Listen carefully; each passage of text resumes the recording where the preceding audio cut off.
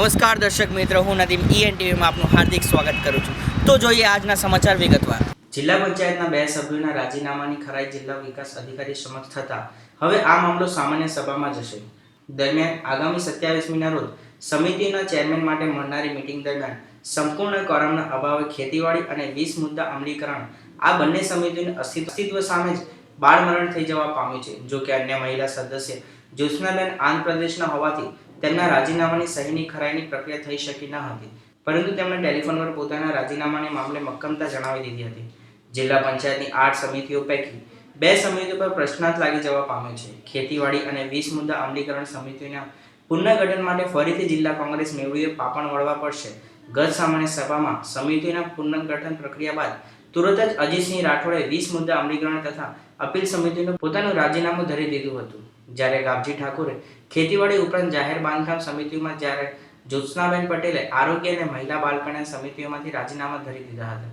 Civil હોસ્પિટલમાં indoor સારવાર લેતા દર્દીઓના સગાઓ રાત્રિ રોકાણ કરી શકે તે માટે યાત્રી નિવાસ તથા ભોજન ફૂડકોર્ટ બનાવવામાં આવનાર છે। રાત્રિ રોકાણ માટે ભાઈઓ તથા બહેનો માટે અલગ અલગ 2 હોલ બનાવવામાં આવનાર છે। ફૂડકોર્ટ તથા રાત્રિનું નિવાસ અંદાજે 1 કરોડના ખર્ચે નિર્માણ પ્રક્રિયા હાથ ધરાશે, જે સિવિલ હોસ્પિટલના કેમ્પસમાં આવેલા નાના શોપિંગ પાછળ ઊભું કરવામાં આવશે।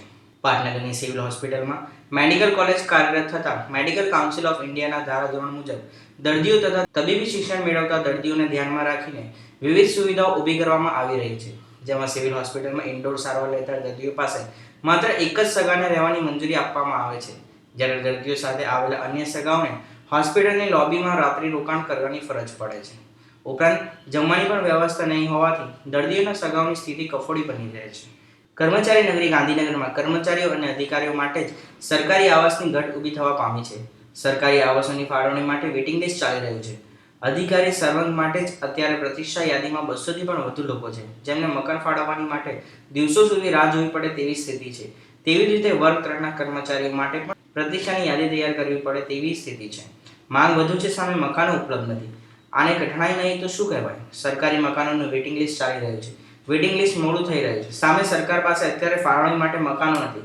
અધિકારી અને વર્ગ 3ના કર્મચારીઓ બંને માટે અલાયદી પ્રતીક્ષા યાદી તૈયાર કરવાની કવાયત ચાલી રહી છે। બીજી તરફ મકાન ફાળવણીની પદ્ધતિનું સંપૂર્ણ કમ્પ્યુટરાઇઝેશન કરવાનો નિર્ણય કરવામાં આવ્યો છે। આ માટે અત્યાર સુધીમાં 3 જેટલી બેઠકો મળી ચૂકી છે। ગાંધીનગર શહેરમાં અધિકારીની સંખ્યામાં થયેલા વધારાને ધ્યાનમાં રાખી આ વેઇટિંગ લિસ્ટ તૈયાર કરવામાં આવ્યું છે। સરકાર દ્વારા જે તે ખાતાઓની વડી કચેરીઓને પણ ક્રમશઃ ગાંધીનગર ખાતે તબદીલ કરવાના આદેશોના પગલે પાટનગર અધિકારીઓને આવાસની ઘટ ઊભી થવા પામી છે। તો આજના સમાચાર અહીં પૂર્ણ થાય છે। નમસ્કાર।